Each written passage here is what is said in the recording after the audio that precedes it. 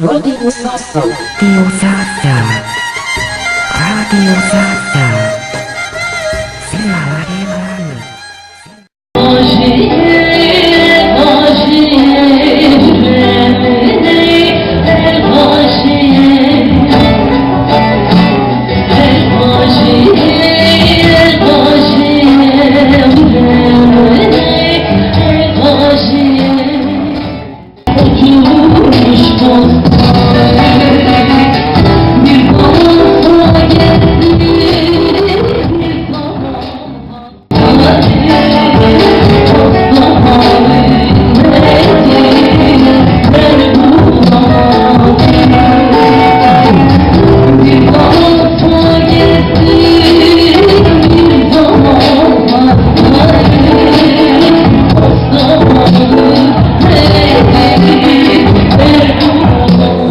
Radio Sasa.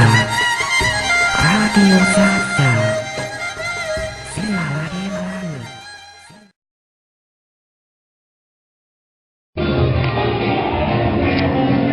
Alım abi خير Merhaba.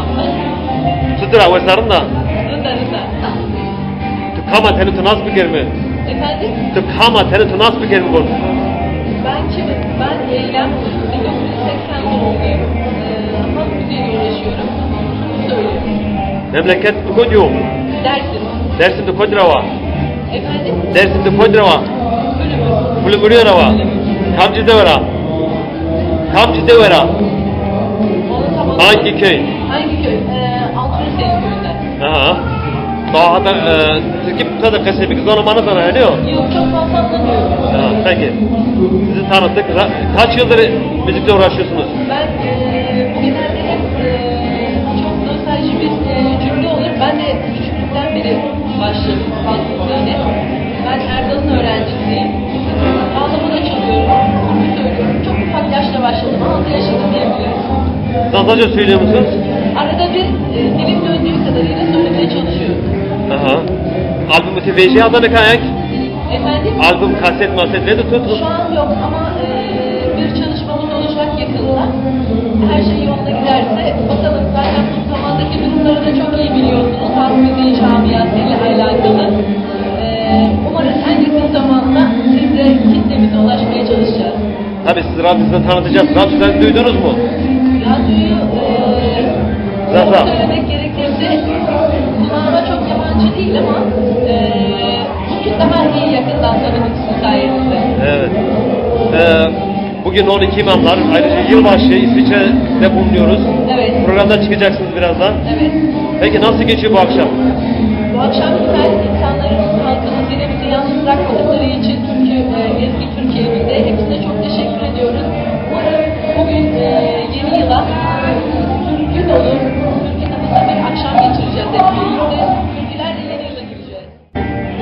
peki elim var tabi tutar maskara tanıttık az önce Evet. tabii ki Burcu Kıla mı bazı zor numara Kırmanç Kira, Zaza Kira Kısaca bir türkü söylemek veya söyleyeyim o zaman.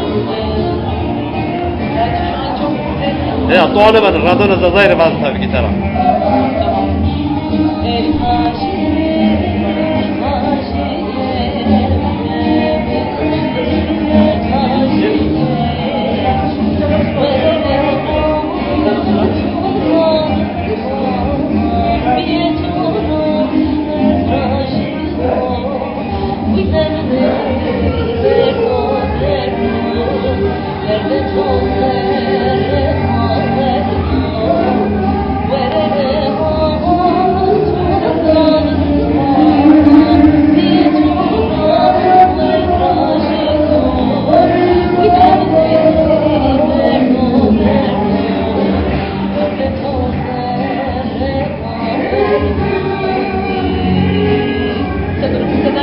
Antrajı bu teşekkür ederiz Biz teşekkür ederiz. mikrofon sizde buradan ne söylemek istiyorsunuz evet Öncelikle dünyamıza barış diliyoruz. Umarım bizler için de bir yol açılır. Biz de kendimizi iyi şartlarda, güzel şartlarda ifade etme olanağı buluruz. Umarız her şey gönlümüzce olur. Hepinize çok teşekkür ediyorum. İyi ki varsınız diyorum.